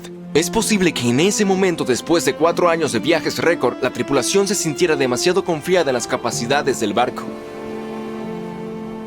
A solo 80 kilómetros de Terranova, andaban sin cuidado a través de la niebla sin contacto por radio, sonar o cualquier otra forma de identificación de objetos, equipados solo con el código Morse. Un barco más pequeño, el SS Vesta, que operaba como nave de pesca, a menudo trabajaba en Terranova. Estaba pasando por el mismo camino que el Arctic y se estrelló contra su costado. Conmocionado por la colisión, el capitán del Arctic le ofreció ayuda al Vesta, mucho más pequeño. Pero pronto quedó claro que el daño que parecía menor en el Arctic era en realidad grave. Debajo de la línea de flotación, el agua estaba entrando por un agujero. El costo de un casco de madera mucho más rápido ahora parecía demasiado. Entonces navegaron hacia tierra tratando de tapar los agujeros. Sin embargo, el agua seguía entrando, llenaba el casco cada vez más y empujaba el barco hacia abajo. Cuando la sala de máquinas se llenó de agua, las calderas se apagaron y así cayó la enorme potencia por la que el Arctic alguna vez fue legendario. El barco finalmente se detuvo por completo y la orden fue abandonarlo. Por aquel entonces, la ley marítima permitía que el Arctic llevara solo 6 botes salvavidas, capaces de salvar a solo 180 personas. La tripulación y algunos de los pasajeros lograron abrirse camino a bordo y ocuparon la mayoría de los asientos en esos botes. La situación se volvió muy tensa, todos se olvidaron de sus modales y no dejaron que las mujeres y los niños abordaran primero. El Arctic tardó 4 horas en hundirse. A bordo iban 150 tripulantes y 250 pasajeros. Aquellos que no pudieron encontrar un bote salvavidas hicieron un intento desesperado de construir sus propias balsas con partes del barco. 2 días después, solo 3 botes llegaron a la orilla. Los otros 3 nunca fueron encontrados. Lo creas o no, el grupo de rescate también salvó a algunas personas que habían estado aferradas a los escombros durante 2 días. A diferencia de la tripulación, el capitán se hundió con el Arctic, pero sorprendentemente sobrevivió. Es una de las 85 personas que lo lograron, de las 400 que estaban a bordo. Cuando llegó la noticia 2 semanas después, luego de la gran tristeza que causaron las pérdidas humanas, hubo una gran protesta por la poca seguridad. La prensa publicó una serie de exigencias para que hubieran más botes salvavidas, suficientes para cada persona a bordo de un barco. Pero esas solicitudes fueron ignoradas. Este descuido conduciría a más desastres en el futuro. Tener suficientes botes salvavidas recién entraría en la ley marítima unos 60 años después, luego del desastre del Titanic. La esposa y los 2 hijos de Edward Collins también estaban a bordo del barco y no regresaron. Él estaba desconsolado, pero no dejó de administrar su negocio. La línea Collins tenía una reputación que mantener, la más grande, la más rápida y la más lujosa del Atlántico. Edward Collins construyó un barco mejor que cualquier otro. Se llamó Adriatic y era el más grande del mundo, con 2 máquinas de vapor alternas de un tamaño jamás visto. Estas máquinas de vapor en su momento eran tecnología de punta, aunque hoy en día solo se pueden ver en modelos y juguetes. Con la nueva incorporación de 2 mástiles, el Adriatic también podría navegar sin motores si fuera necesario. Afortunadamente, se sacaron algunas lecciones del desastre del Arctic. Pero antes de que se construyera su nuevo barco, el Adriatic, ocurrió otro desastre. El barco gemelo del Arctic también se hundió. Se piensa que este segundo barco estaba corriendo una carrera con Cunard y chocó contra un iceberg en algún lugar durante el recorrido. Esta extraña competencia se cobró la vida de 141 personas. La desesperación de Collins, sumada a sus cascos débiles, llevaron a la compañía a la bancarrota en 1858. El Adriatic recién construido, que había costado más de $1 millón, solo había hecho un viaje. E incluso ese viaje fue considerado un desastre. El barco chocó con un remolcador. De todas maneras, logró terminar su viaje inaugural en un tiempo adecuado. Después de que la empresa quebró, tuvieron que vender el barco por solo $50,000. Quitaron los grandes motores y los reemplazaron por velas. Aunque alguna vez fue el barco más grande en alta mar, solo 30 años después fue abandonado, considerado irreparable y anclado en un río. Los otros barcos también se vendieron para usar sus partes. Edward Collins abandonó la industria y buscó trabajo en tierra firme. Como la línea Collins ya no estaba en carrera, la de Cunard se fortaleció. Sin competencia, ganó la banda azul los siguientes 30 años. Y 180 años más tarde, después de producir cientos de barcos, aún tiene presencia en los mares, ya que ofrece viajes transatlánticos, viajes alrededor del mundo y cruceros de placer. Hasta el día de hoy, la línea Cunard es la única que opera barcos entre Europa y América. Un rayo de luz eléctrica atraviesa la oscuridad sobre las tranquilas aguas del océano Atlántico.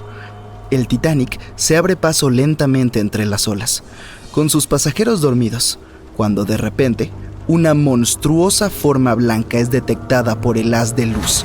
El fatídico iceberg está a punto de desgarrar el costado del legendario barco. 14 de abril de 1912, solo 2 días antes. Alguien tomará una foto de un iceberg gigante con una forma elíptica bastante inusual. Lo más probable es que este iceberg se haya formado a partir de nieve caída hace 100.000 años. Los investigadores recurrieron a modelos informáticos para averiguar su origen. Usaron datos de 1912 y añadieron nueva información sobre los vientos y las corrientes oceánicas. Llegaron a la conclusión de que probablemente el iceberg formaba parte de un pequeño grupo de glaciares del suroeste de Groenlandia. Hoy en día es posible calcular las rutas de esos icebergs en cualquier año del pasado. El infame trozo de hielo se dirigía desde Groenlandia a una zona al sur de Cornualles. Si el barco hubiera pasado por esa región solo 2 días después, el iceberg ya se habría alejado del punto donde se encontraron. Al principio, el peso del iceberg más conocido del mundo era de 75 millones de toneladas. Con el tiempo, comenzó a derretirse lentamente y, cuando hundió el Titanic, solo pesaba 1,5 millones. En el momento de la colisión, probablemente llevaba meses derritiéndose, pero seguía siendo un verdadero monstruo. Al momento del hundimiento del transatlántico, el iceberg tenía una longitud de 120 metros y más de 30 metros de su superficie estaban por encima del agua. Algunos creen que una superluna provocó esta tragedia. Esa noche tuvo lugar un evento lunar inusual. No había ocurrido en 1400 años. En condiciones normales, el iceberg no habría viajado tan al sur sin derretirse y perder la mayor parte de su masa, pero la superluna podría haber sido la causa de una marea inusualmente alta que lo alejó del glaciar mucho más rápido de lo normal. Existe un tipo específico de bacteria que consume lentamente los restos del Titanic: la corrosión salina, las corrientes oceánicas, las temperaturas bajo cero y este microorganismo devorador de óxido podrían terminar consumiendo todos los restos. La actriz estadounidense Dorothy Gibson viajaba a bordo del Titanic, sobrevivió y cuando llegó a Nueva York comenzó a rodar una película llamada Salvada del Titanic, casi inmediatamente. Se estrenó apenas un mes después del hundimiento del Titanic. Incluso usó los mismos zapatos y la misma ropa que llevaba puestos durante el desastre real. La película fue un gran éxito en aquel entonces, pero la única copia conocida se destruyó en un incendio. 14 años antes del hundimiento del Titanic, se publicó una novela corta llamada Futilidad. Lo curioso es que parece haber predicho todo el acontecimiento. La trama giraba en torno a un barco ficticio llamado Titán, que se hundió durante su travesía. Era casi del mismo tamaño que el Titanic, y los dos se hundieron en abril. El motivo también fue un choque contra un iceberg. Tanto el barco real como el ficticio fueron descritos como insumergibles, y ambos contaban con el número de botes salvavidas exigido por la ley. Número que, como se demostró más tarde, no fue suficiente. Lo hemos visto en la película, pero en el Titanic también hubo historias de amor reales. 13 parejas viajaron en él como parte de su luna de miel. Una de ellas era propietaria de las grandes tiendas Macy's de Nueva York.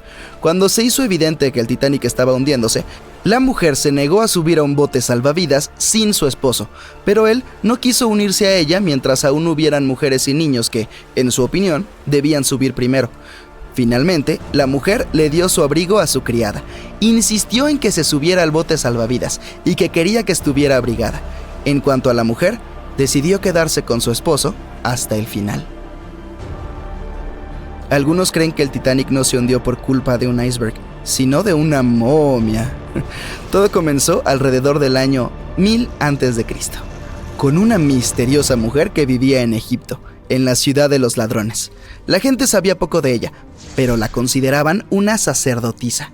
Su momia fue guardada en un sarcófago de madera y cubierta con una gran tapa con la imagen de su rostro y algunas inscripciones místicas.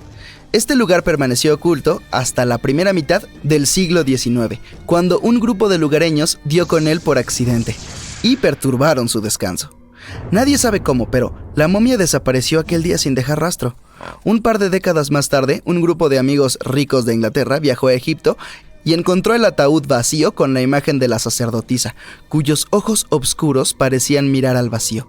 Decidieron comprarlo, pero el comprador desapareció esa misma noche antes de recibir el ataúd. Todos los miembros del grupo sufrieron algún accidente. El ataúd cambió de ubicación un par de veces hasta que, según creen algunos, terminó en el Titanic. Tuvieron que pasar más de 70 años para que un submarino robot encontrara las ruinas de este legendario barco. El naufragio se encuentra a casi 4.000 metros bajo la superficie del Océano Atlántico, dividido en dos mitades. ¿Por qué se partió? Nadie lo sabe con exactitud. Algunos creen que fue por el agua que entró cuando chocó con el iceberg. La presión fue tan fuerte que separó dos partes del Titanic, comenzando por la estructura inferior. Otros dicen que se debió a los remaches del casco, que tenían una alta concentración de escoria o residuos de fundición, lo que puede hacer que el metal se parta. En general, el barco tenía muchos defectos, comenzando por el diseño. Los mamparos estancos no estaban completamente sellados en la parte superior, lo que permitió que el agua fluyera entre los compartimientos y, al final, hundiera el transatlántico. El hierro de los remaches y el acero del casco terminaron por arruinarse debido al alto contenido de azufre, las bajas temperaturas y las altas velocidades. El acero se hizo añicos y los remaches saltaron con bastante facilidad. Como consecuencia de todo esto, el Titanic se hundió 24 veces más rápido de lo que se habría hundido en otras circunstancias. Si hubiera chocado de frente contra el iceberg en lugar de embestirlo con el costado, probablemente se habría mantenido a flote. ¿Cómo es que los tripulantes no tenían binoculares? Seguramente los habrían ayudado a detectar el iceberg a tiempo y tal vez incluso evitar el desastre, pero los binoculares del Titanic estaban guardados en un compartimento. Solo un miembro de la tripulación tenía la llave y había sido trasladado fuera del barco justo antes de que zarpara. Más tarde dijo que había olvidado de entregar la llave, pero incluso sin los binoculares, el barco podría haber tenido tiempo de cambiar de rumbo y evitar la colisión si la tripulación hubiera recibido algún aviso. Bueno, lo cierto es que alguien sí los alertó. Alrededor de una hora antes del incidente, un barco que estaba relativamente cerca del Titanic, el SS Californian, envió un mensaje para informarles que se había detenido debido a un denso campo de hielo. Sin embargo, el aviso nunca llegó al capitán del Titanic. Algunos expertos aseguran que fue porque el operador de radio no pensó que fuera algo urgente. Más tarde, el SS Californian dijo que no había recibido la llamada de auxilio del Titanic porque su operador de radio estaba fuera de servicio. Algunos dicen que la tripulación del Titanic no pudo ver el iceberg a tiempo debido a una ilusión óptica. Es probable que las condiciones atmosféricas de aquella noche hayan provocado una superrefracción, lo que podría haber camuflado el iceberg. Después de todo, nadie lo vio hasta que estuvo demasiado cerca del barco como para evitar el choque. Ni siquiera pasó un minuto entero entre el momento en el que vieron el iceberg y la colisión. Fueron solo 37 segundos. Y el Titanic tardó 2 horas y 40 minutos en desaparecer bajo las olas del océano.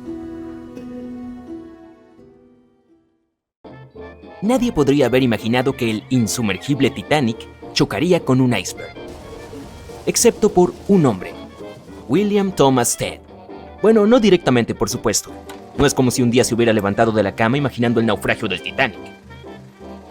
Más bien escribió un cuento breve titulado Cómo el crucero de vapor se hundió en mitad del Atlántico por un sobreviviente, el 3 de marzo de 1886, 26 años antes de que se hundiera el Titanic. Ok, hagamos un resumen súper rápido. En abril de 1912, el Titanic navegaba de Southampton a Nueva York por el Atlántico Norte. El barco chocó contra un iceberg y menos de 3 horas después estaba completamente bajo el agua. De las 2.208 personas a bordo, solo 706 sobrevivieron debido al número limitado de botes salvavidas y al agua helada. Otro barco de pasajeros, Carpathia, escuchó la llamada de socorro, recogió a los sobrevivientes y los llevó a salvo a Nueva York. El cuento que escribió William Stead trataba sobre Thomas, un marinero británico que se subió a un transatlántico con destino a los Estados Unidos. En un momento, el protagonista se dio cuenta de que no había suficientes botes salvavidas para todos a bordo del barco en caso de que algo sucediera. Un par de días después, una densa niebla cubrió todo lo que se veía. La suerte no estaba del lado del transatlántico y chocó con un barco extraviado, al igual que el Titanic chocó contra el iceberg. Solo 200 de las 916 personas llegaron a salvo a los Estados Unidos. El personaje principal logró sobrevivir saltando al agua y subiéndose a uno de los botes salvavidas. Uno pensaría que la historia hizo que todos en la industria agregaran botes salvavidas adicionales en los barcos, pero lamentablemente recibió muy poca atención cuando se publicó. Y aún más trágico es el hecho de que William Thomas Stead estaba en el Titanic cuando se hundió, y no sobrevivió. Los sobrevivientes que conocieron a Stead mencionaron que siempre había sido alegre y le encantaba conversar durante las comidas. Elogiaba el diseño del barco y lo resistente que era. Los testigos también hablaron sobre lo útil que fue cuando el barco se estaba hundiendo y contaron que le había dado su chaleco salvavidas a otra persona. Era periodista de profesión y se dirigía a Nueva York para una ceremonia. Una de sus contribuciones más importantes al periodismo moderno fue el uso de ilustraciones en cada artículo periodístico. También introdujo entrevistas en los periódicos y todavía se usan hasta el día de hoy, junto con las ilustraciones. Pero esta historia no fue el único trabajo publicado que predijo el desastre. Morgan Robertson era un autor y ex capitán de barco que escribía cuentos y novelas. Su trabajo más notable es El naufragio del Titán. También se conoce como Futilidad. El libro fue escrito en 1898, 14 años antes del naufragio del Titanic. Era una historia ficticia sobre el Titán, un transatlántico similar al Titanic, que cruzaba el Atlántico Norte. También es una coincidencia que Titán fuera tan rápido como Titanic y compartiera muchas otras similitudes, como el tamaño o el diseño. El libro lo describía como insumergible y como el barco más grande que hubiera llegado al océano en ese momento. Eso es lo que habían dicho sobre el Titanic también. Otra extraña similitud era el número limitado de botes salvavidas que tenía. La historia sucedía en abril, y fue entonces cuando el Titanic emprendió su viaje y chocó contra el iceberg. La historia de Titán también menciona que casi nadie había sobrevivido a ese horrible accidente. A diferencia de la historia de Stead, el protagonista de Robertson tomó un camino diferente. El hundimiento de Titán ocurrió en algún lugar a la mitad del libro, así que después del accidente, el personaje principal siguió con su vida. El libro se volvió un centro de atención después del desastre del Titanic. ¿Cómo pudo alguien haber descrito los eventos que tuvieron lugar casi una década después con tanta precisión? Muchos comenzaron a creer que Robertson podía ver el futuro, pero la realidad era que Robertson sabía manejarse en un barco. Fue fácil para él escribir esa historia sin investigar más.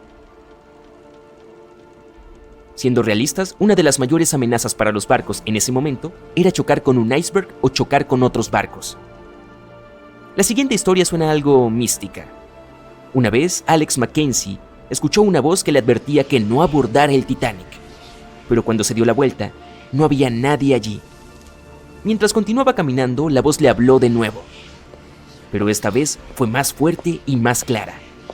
Tomó la advertencia en serio y decidió cancelar el viaje y regresar a Glasgow, Escocia, su ciudad natal.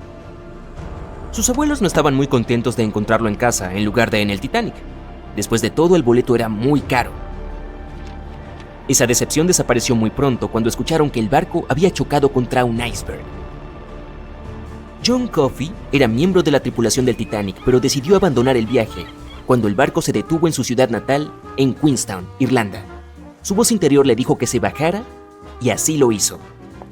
Tenía solo 23 años en ese momento, y para alguien de su edad podría haber sido un gran impulso profesional y una oportunidad para crecer. A pesar de la horrible tragedia, el chico firmó un contrato para trabajar con el RMS Mauritania, solo unos meses después del hundimiento del Titanic. Háblame de compromiso.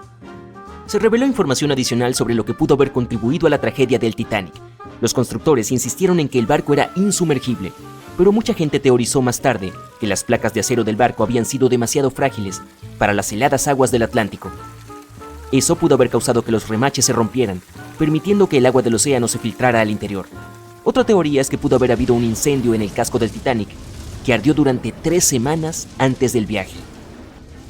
El fuego ablandó el acero, permitiendo que el iceberg lo atravesara como un cuchillo caliente a la mantequilla. Algunas imágenes de antes de que el barco emprendiera su viaje muestran marcas negras en el casco, que podrían haber sido causadas por un incendio. Como fuera, el iceberg habría causado un daño significativo en cualquier caso, sin importar si hubo un incendio o no. Algunas personas también culpan a quienes diseñaron el Titanic. El barco estaba construido con grandes juntas en la parte inferior, que probablemente se rompieron con facilidad durante la colisión. Por supuesto, todas estas son teorías, pero sabemos a ciencia cierta que el iceberg era el personaje principal de este drama y que las obras de Stead y Robertson deberían haberse tomado en serio. De cualquier manera, esto debería ser una lección para el futuro, ayudando a prevenir accidentes trágicos similares. Por cierto, los transatlánticos y los barcos de pasajeros no existirían si no hubiera sido por Thomas Newcomen.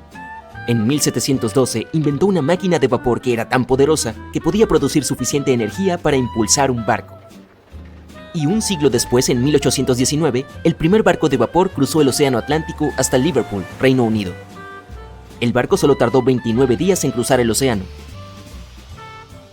La industria de los barcos de pasajeros floreció a principios del siglo XX, cuando se hizo más fácil para las personas mudarse o irse de vacaciones a los Estados Unidos.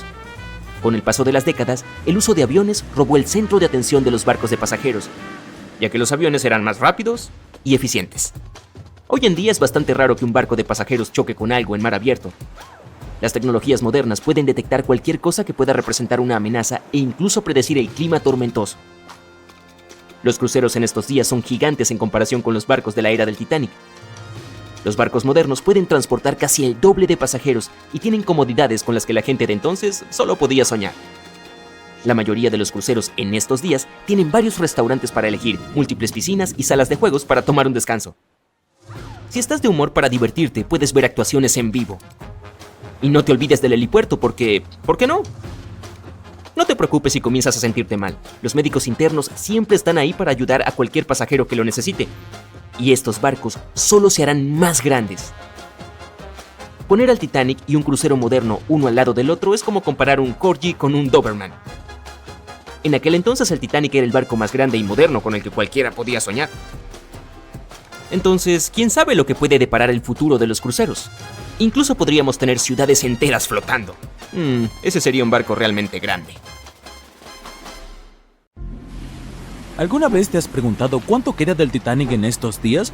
Bueno, si no has estado viviendo debajo de una roca, probablemente sepas que han pasado más de 100 años desde que el barco más famoso del mundo naufragó.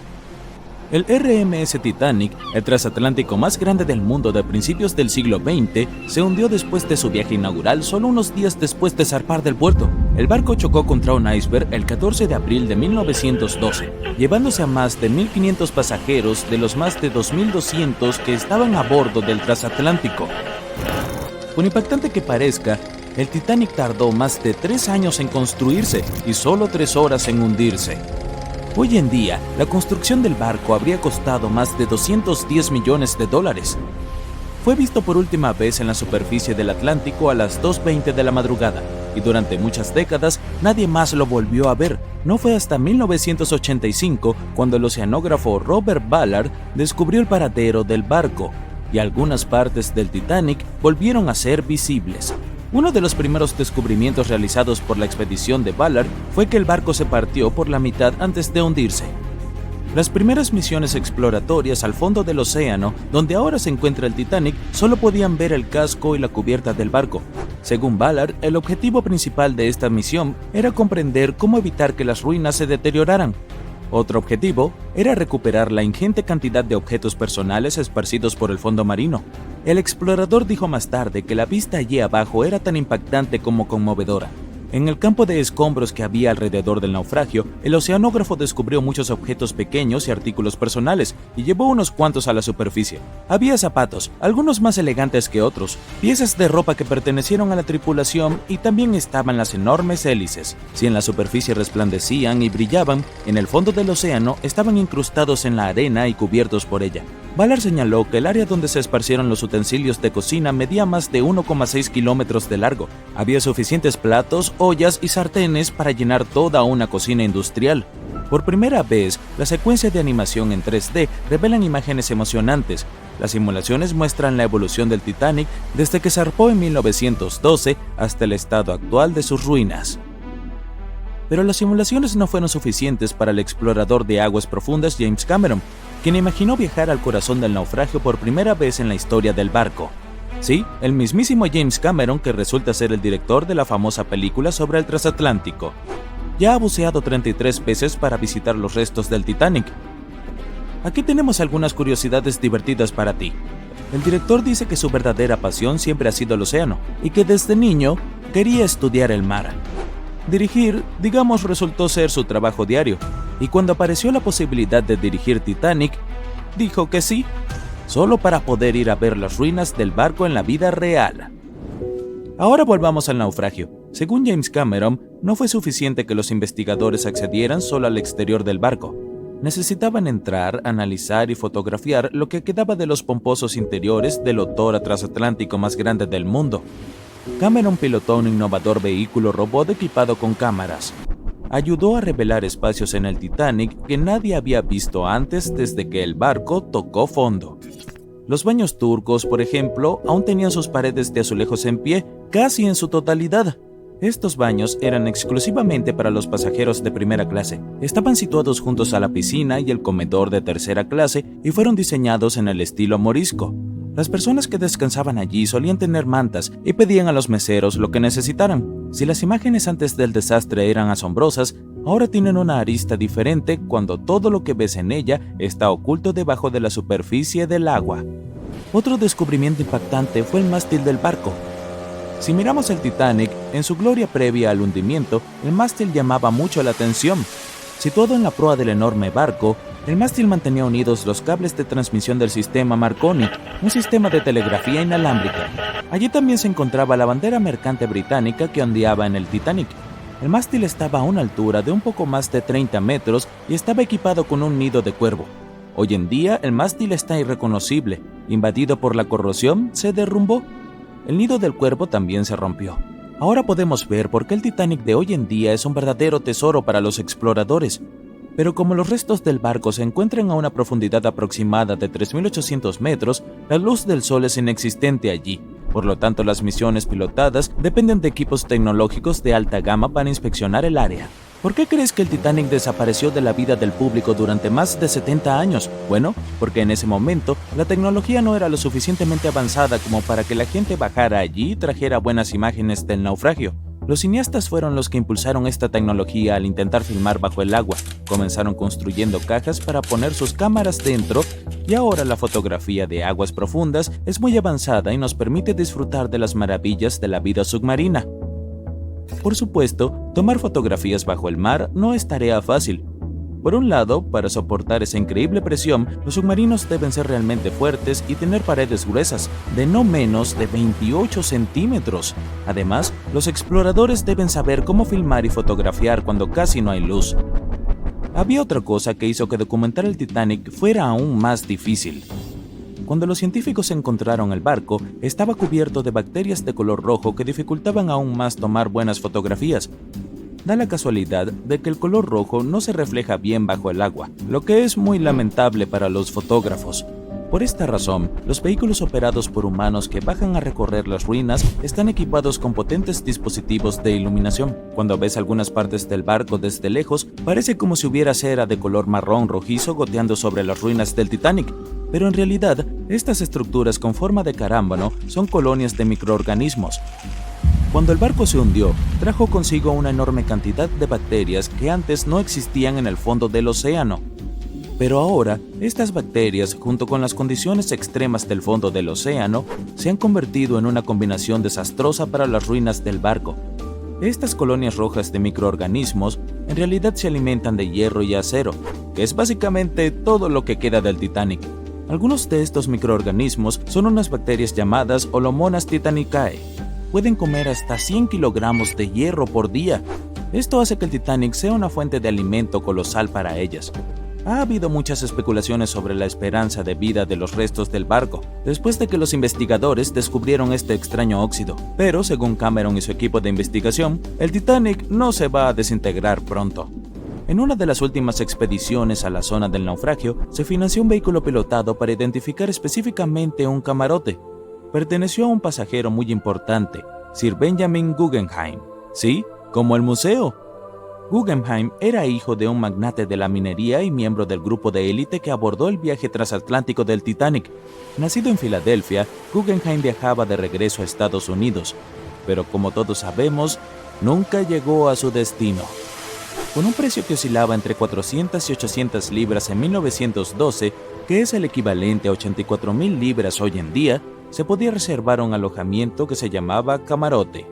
Los camarotes del Titanic eran el tipo más lujoso de habitaciones de primera clase. Estaban ubicados en las cubiertas B o C y estaban decorados en más de 11 estilos diferentes, como jacobeo, georgiano, renacimiento italiano y la lista continúa. Estas habitaciones estaban llenas de paneles tallados y marcos hechos de maderas exóticas, como caoba, roble, etc. Guggenheim ocupó una de estas lujosas habitaciones y 100 años después, uno de sus descendientes financió toda una misión solo para localizar el camarote exacto en el que se había alojado el hombre. Esta expedición se convirtió en un documental para National Geographic y lograron identificar qué camarote era el de Guggenheim. Así que, felicitaciones para ellos. 14 de abril de 1912. Una fría noche en algún lugar del Atlántico Norte. A bordo del barco más moderno e insumergible, el Titanic, se celebra una cena. 2 hombres bien vestidos están sentados en una de las mesas. Uno de ellos es un famoso periodista británico. Le cuenta a su interlocutor una historia interesante y al mismo tiempo terrible. Todo comenzó cerca del año 1000 a.C. en el antiguo Egipto. En aquella época, nació una mujer en la ciudad de Tebas. Nadie sabía quién era ni a qué se dedicaba, pero tenía una alta posición social. Hacia el final de su vida, fue proclamada sacerdotisa del colegio de Amen-Ra. Su cuerpo fue embalsamado, colocado en un ataúd de madera y cubierto con una enorme tapa con la imagen de una mujer y misteriosas inscripciones. Fue enterrada en Tebas junto con otras personas de la clase alta. La momia de esta mujer permaneció en reposo durante casi 3000 años. El lugar del entierro se había ocultado cuidadosamente. Hacia la primera mitad del siglo XIX, un grupo de lugareños descubrió accidentalmente la antigua tumba. Perturbaron la paz de la sacerdotisa. Nadie sabe exactamente lo que ocurrió aquel día, pero la momia fue sacada del ataúd y desapareció sin dejar rastro. Unas décadas más tarde, un grupo de 4 amigos ricos de Inglaterra llegó a Egipto para realizar un viaje por la parte alta del Nilo. Primero fueron a visitar las excavaciones del templo de Amen-Ra, cerca de la ciudad de Luxor. Ahí encontraron la caja de la momia vacía. Representaba a la sacerdotisa con ojos oscuros mirando al vacío. Había algo siniestro en su mirada. No sabían a quién pertenecía el recipiente, pero estaban tan asombrados por la belleza y la energía del hallazgo que decidieron comprarlo a los lugareños. El comprador desapareció la misma noche en que le entregaron la caja en el hotel. Algunos dijeron que habían visto al hombre salir del hotel e ir hacia el desierto. Nadie supo por qué lo hizo. Nadie más lo vio después. Otro hombre del mismo grupo se llevó el ataúd. Durante su regreso a casa, uno de los amigos resultó gravemente herido. Al llegar a Londres, el nuevo propietario de este descubrió que el banco donde estaba todo su dinero había quebrado. En un día, el hombre pasó de ser un rico empresario a un mendigo. Un tercer amigo también experimentó la siniestra influencia del antiguo hallazgo. Perdió la salud, el trabajo y finalmente incluso la vida en un accidente poco después de regresar a Londres. Antes de caer en la bancarrota, el propietario regaló el antiguo cofre a su hermana, que vivía en Londres. Uno de los amigos de esta mujer entró en la habitación, vio el artefacto egipcio e inmediatamente sintió la peligrosa energía que emanaba de él. Entonces la hermana del propietario le dio la caja a un famoso fotógrafo. Este tomó algunas fotos y quedó horrorizado. Según sus palabras, vio en estas a una sacerdotisa real, con rostro humano. Ella lo veía con una siniestra mirada de hielo. Nadie, excepto el fotógrafo, tocó la película de la cámara. Nadie cambió la foto. Poco después, el hombre desapareció misteriosamente. A partir de ahí, la historia se vuelve imprecisa. Según una versión, la hermana del propietario entregó el artefacto al Museo Británico. El hombre que lo transportó falleció poco después y su ayudante sufrió un terrible accidente. Otra versión dice que el objeto de la tumba egipcia fue comprado por un rico hombre de negocios. Después, 3 miembros de su familia también sufrieron un accidente y su casa se incendió. Convencido de que la caja de la momia estaba maldita, la regaló al Museo Británico. El interlocutor escucha la historia con tanto interés que se ha olvidado de la cena, que se ha enfriado. ¿Cómo sabe todo esto?, pregunta. El periodista responde que lleva varios meses estudiando todo lo relacionado con la momia y sus propietarios. Ha encontrado pruebas de todos los accidentes y ha reunido el cuadro completo. Entonces, ¿qué pasó después?, pregunta el interlocutor. Parecía que el caso de la momia debía encontrar la paz en el museo. La sacerdotisa estaba rodeada de otros reyes y reinas de diferentes épocas, Sin embargo, no hubo dicha paz. Científicos y expertos en lenguas antiguas intentaron descifrar los símbolos de la maleta. Descubrieron que la mayoría de las inscripciones significaban maldiciones y desgracias dirigidas a quienes se atrevieran a perturbar la paz de la sacerdotisa.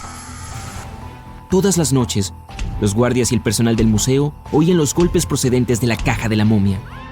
Estos iban acompañados de llantos y gritos.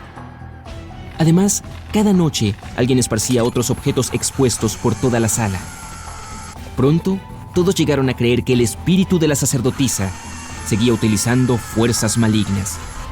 Entonces un coleccionista privado se interesó por la caja.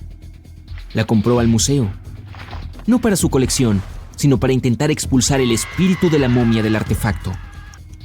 No se sabe de qué manera intentó hacerlo, pero fracasó. Luego, logró vender el recipiente de la momia a un rico arqueólogo estadounidense. Este tipo decidió trasladar a la momia a Nueva York y... ¿Y qué? ¿Qué pasó después?, pregunta el interlocutor con interés. Eso es todo, fin de la historia, responde el periodista.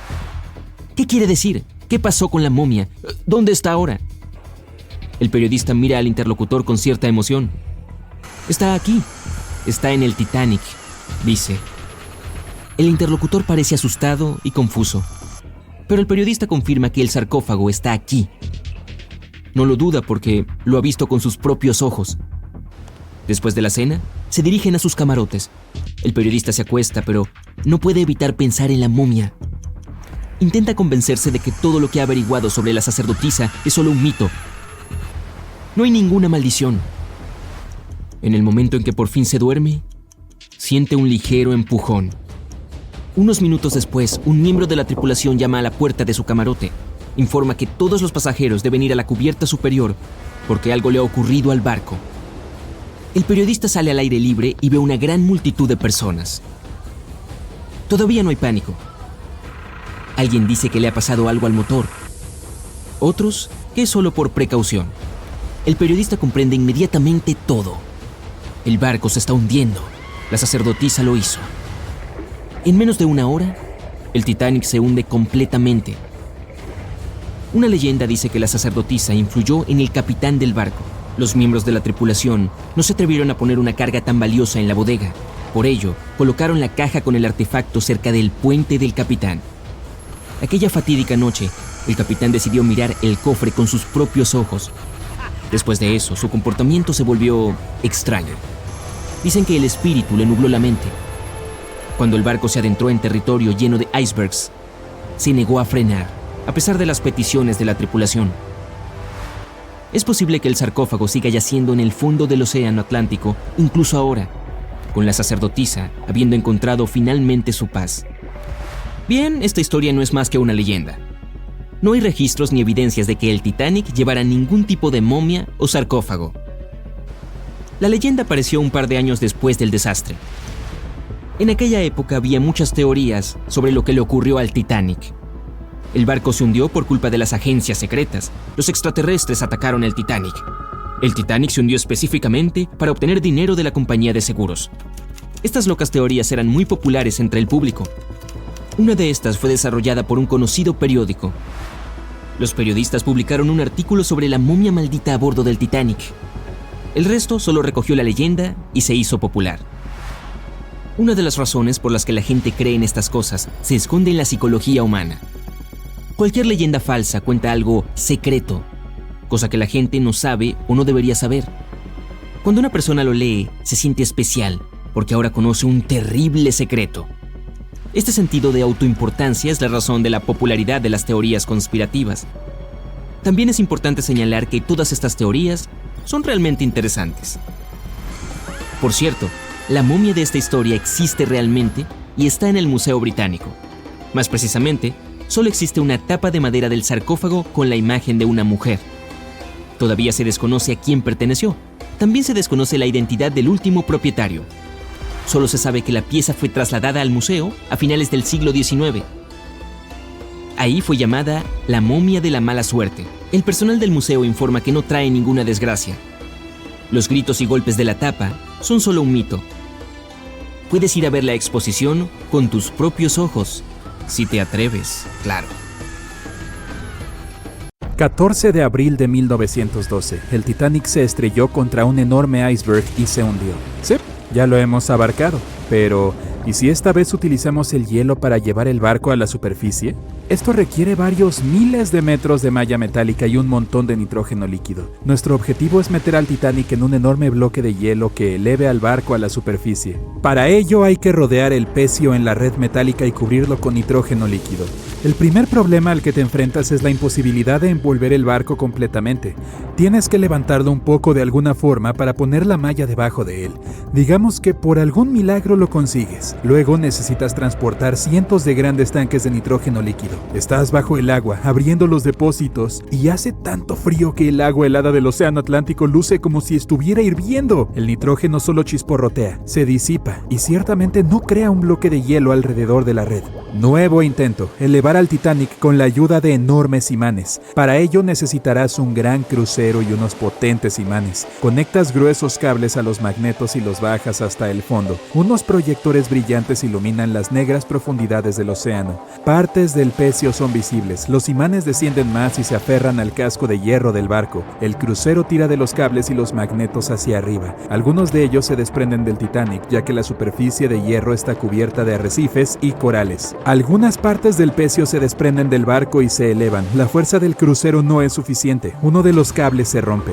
No solo el peso de cada una de las partes del Titanic, sino también la colosal presión del agua interfiere en la operación. El barco hundido no puede ser levantado completamente, solo sus pequeñas partes. Ya hubo un intento de alzar al Titanic por partes. La operación, que costó $5 millones, fracasó. Se fijaron eslingas de nylon a una gran parte del pecio. Los otros extremos de esta se conectaron a los motores diésel. Para toda la operación se utilizó un mini submarino. Se sacó un pedazo del Titanic de 21 toneladas, pero una de las eslingas se rompió por la fuerte presión del agua. Entonces, uno a uno, los demás cables empezaron a romperse y un enorme trozo cayó al fondo del mar. Para ese momento, todos los participantes en la operación de rescate se habían quedado sin provisiones y estaban muy lejos de la costa más cercana, así que decidieron no hacer un segundo intento. Se escribió un libro y se hizo una película sobre cómo se levantó al Titanic con aire comprimido. En realidad, nadie intentó esta operación. Para hacerlo se necesitarían varios cientos de grandes cilindros de aire comprimido. Al principio los instalas dentro del casco del Titanic y esperas a que tiren del barco hacia la superficie. En cuanto se bajan los cilindros bajo el agua, inmediatamente flotan hacia arriba. Esto complica enormemente la operación. Hay que sujetar los botes con cables y tirar de ellos hasta el fondo utilizando un potente submarino. O mejor aún, varios de ellos. Debido a la alta presión, los cilindros podrían estallar. En este caso, la onda expansiva golpearía otros cilindros y provocaría una catástrofe. Demasiado caro e inseguro. El plan más costoso y complejo para elevar al Titanic es probablemente aquel en el que los científicos extraen de alguna manera el hidrógeno y el oxígeno del agua del océano. Luego, estos elementos extraídos deben llenar contenedores especiales. Estos depósitos se fijan al barco, entonces este subiría a la superficie. Aunque se extraiga el oxígeno y el hidrógeno de millones de toneladas de agua, el resto del agua del océano lo sustituirá. Una máquina que sea capaz de ese filtrado debería costar miles de millones de dólares, o se puede conseguir un elemento químico que utilice una reacción en cadena para purificar toda el agua. En este caso, todo el océano mundial se quedará sin el vital oxígeno. Alguien sugirió una vez hacer explotar al Titanic. Necesitarás bajar varias cajas de dinamita al fondo del océano. Estas deben estar completamente selladas para evitar que el explosivo se moje. Luego deberías hacer funcionar varios kilómetros de cable que conduzca una corriente eléctrica hasta ellas. Una vez realizado todo esto, navegas hasta una distancia segura. Ahora vas a pulsar el botón para pasar la corriente por el cable y activar la dinamita. 3, 2, 1. Espera. ¿Por qué haces esto? Aunque funcione, los restos del Titanic quedarán esparcidos en todas direcciones en el fondo del mar. Será imposible elevar el barco del océano. Imagina un enorme gancho que pueda recoger al Titanic y levantarlo del fondo como un pez. Este debe ser enorme para poder alzar un barco hundido. Digamos que lo has creado tú.